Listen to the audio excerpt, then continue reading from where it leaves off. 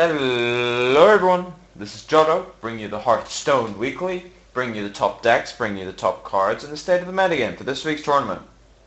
Before we start, I apologize for being late this week. It's supposed to come out on Monday, came out on Tuesday. Sorry. But anyway, moving on. So, top 4 decks from NA. We had first place Christopher, second place Glory7, third place Sirius, spelled in a weird way, and fourth place Skull Hunter. On to Christopher's Warlock aggro deck.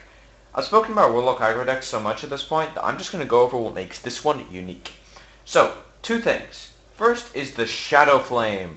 Now, Shadow Flame is sort of the sacrificial version of Hellfire, which is weird because Hellfire sacrifices your own board, which is why Shadow Flame is better in these decks, arguably.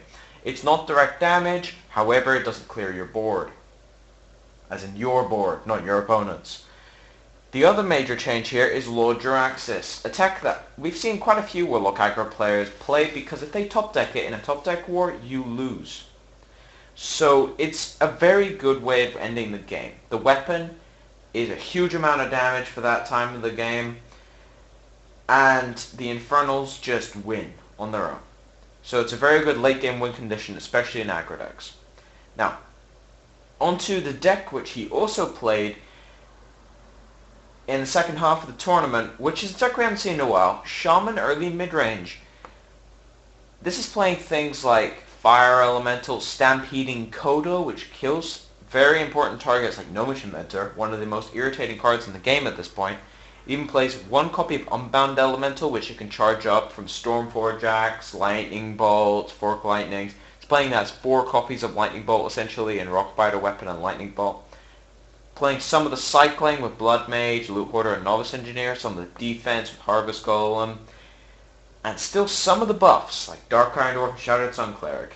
It's a very interesting hybrid between the old mid-range decks and the new aggro decks. Very powerful deck overall. Now, second place, a Warlock aggro... It's mid-range. Wow. He got a mid-range deck that far. Just round of applause, seriously. Round of applause for the Warlock mid-range deck. Anyway, so at first glance, this looks a bit like a aggro deck. I mean, it has Blood Imp, Flame Imp, Voidwalker, Acidic Swampus, Fairy Dragon, Knife Juggler. Interesting start. However, as you go further down, you note things like Sylvanas at the top of the aggro curve. Then you have Sen'jin Shieldmaster, the Black Knight, Ragnaros, still playing one Shadow Flame. Now, this is more of an aggro deck than mid-range, but it is more mid-range than all the other Warlock decks we've been seeing.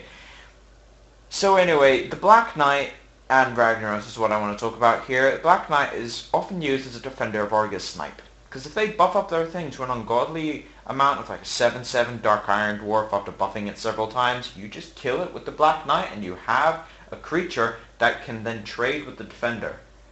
Very, very useful against defender-based decks, which is pretty much every deck nowadays. Ragnaros is also a card which comes down, it's kind of like Jaraxxus. If you're winning, it wins when you have that small window when you have to win. If you have board position, you play Ragnaros, you win the game. So, on to third place, Sirius's Druid Ramp deck.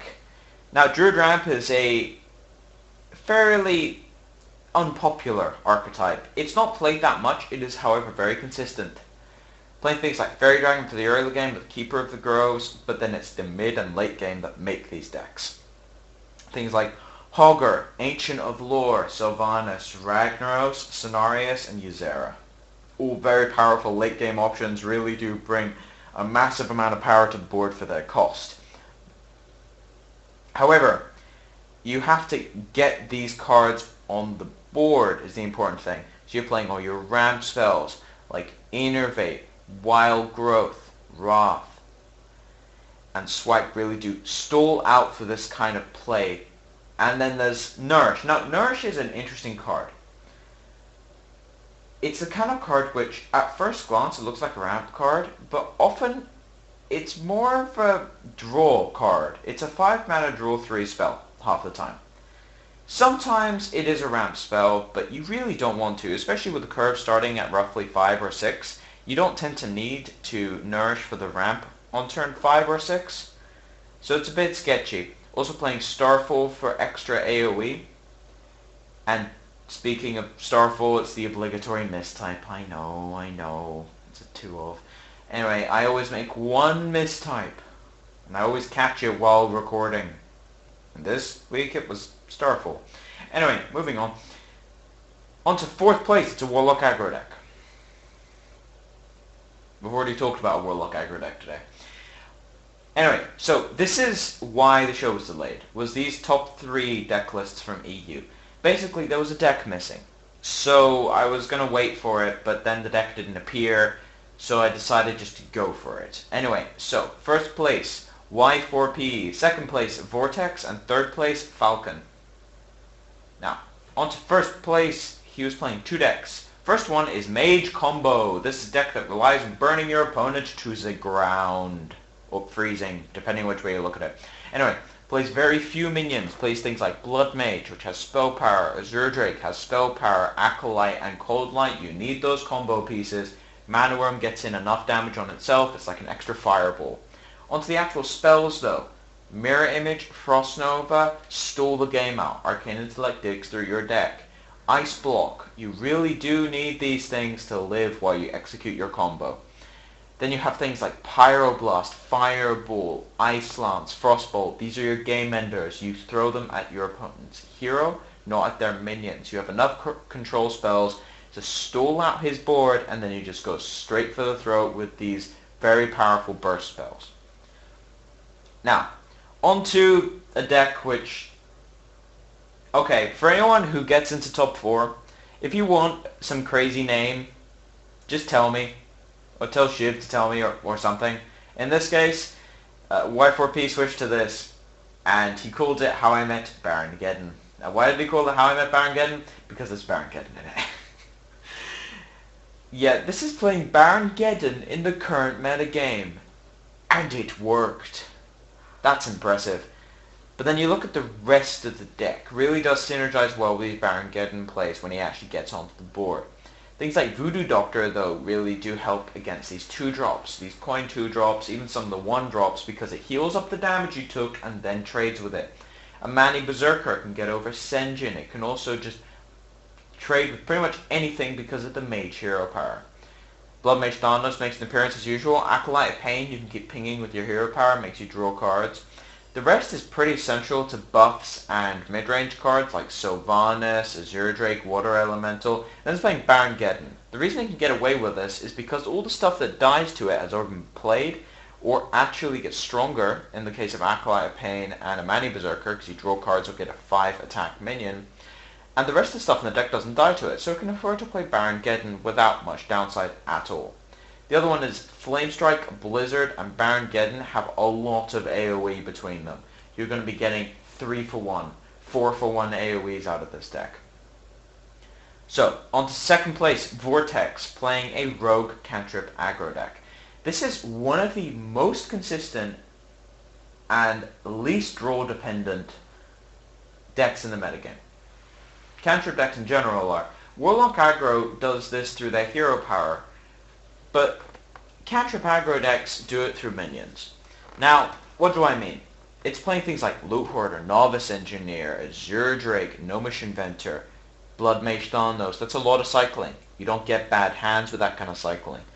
But the Rogue variant is so powerful because you have free removal spells like Backstab, or 1 mana in the case of Deadly Poison, and Eviscerate and things like that.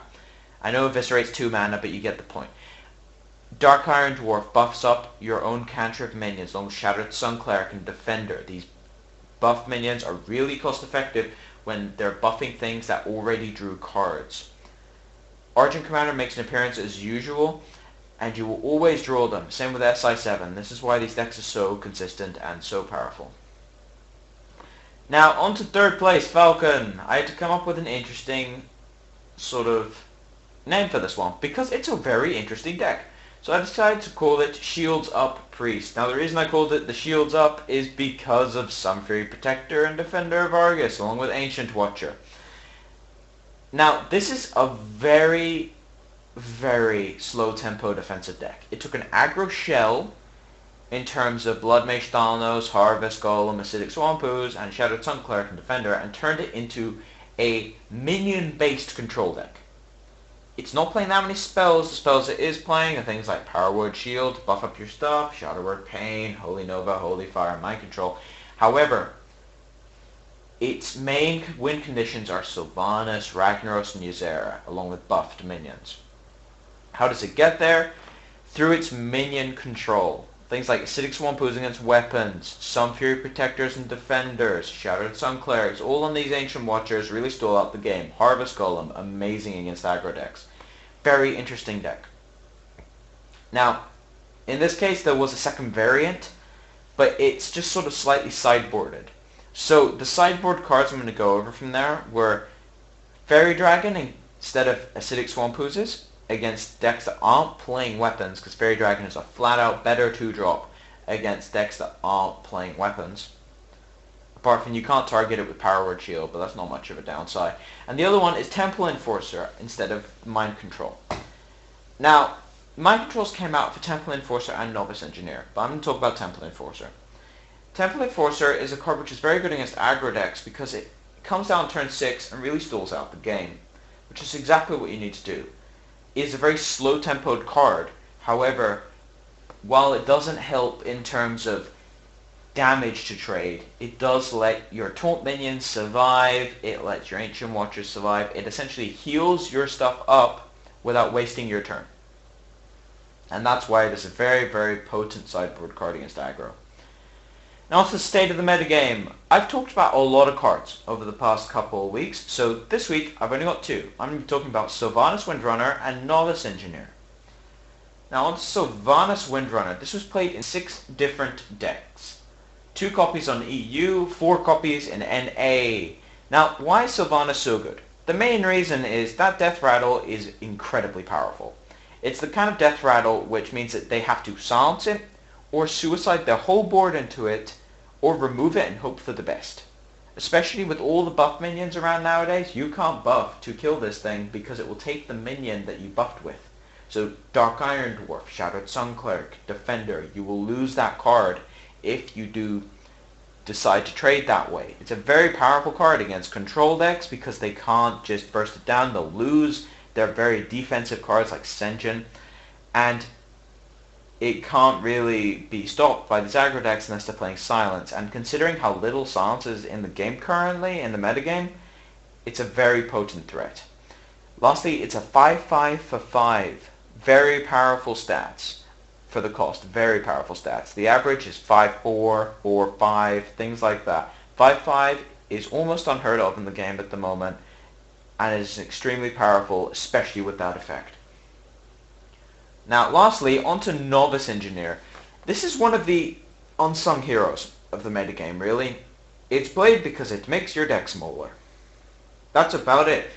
I mean, there were sort of 8 copies, 2 copies in EU, and then 6 copies in NA. Keep in mind, it's not a legendary, so it was only in half those decks. However, it does shorten your deck by 2 cards. You just play it, it's a buff target, you can buff it up with things like Shattered Sun Cleric, Dark Iron, really take stuff out, it digs through your deck.